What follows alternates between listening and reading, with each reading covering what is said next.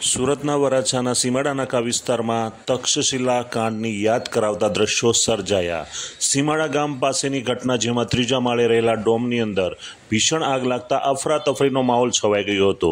Fire બ્રિગેડને બોલાવવામાં આવતા fire brigade દ્વારા તાત્કાલિક અસરથી કામગીરી હાથ ધરવામાં આવતા આપ જે દ્રશ્યો નિહાળો છો એ મુજબ ત્રીજા માળે પાણીનો મારો ચલાવી અને આગ પર કાબૂ મેળવવાની કોશિશ કરવામાં આવી છે, ત્યારે ઉપર રહેલા વ્યક્તિઓને બચાવવા માટે પણ ફાયર દ્વારા રેસ્ક્યુ કરવામાં આવ્યું છે।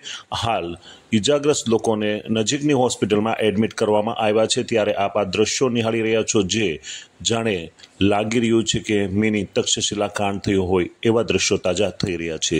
ત્યારે સવાલ એ થઈ રહ્યા છે કે શું ત્રીજા માળે રહેલા ડોમ જેવી બાબતોની અંદર હાલ પણ સુરતનું તંત્ર છે એ શું કામ કરી રહ્યું છે, એવા પણ સવાલો થઈ રહ્યા છે। જે ડોમની અંદરની ઘટના બાદ પણ હાલ તંત્ર દ્વારા કોઈ કામગીરી કરવામાં ન આવી હોય એ સામે નજરે ચડી રહ્યું છે। ત્યારે જોવાનું એ રહેશે કે સુરત મ્યુનિસિપલ કોર્પોરેશન દ્વારા આ બાબતમાં શું એક્શન લેવામાં આવશે। Arvind Rathod, GTV news, Surat.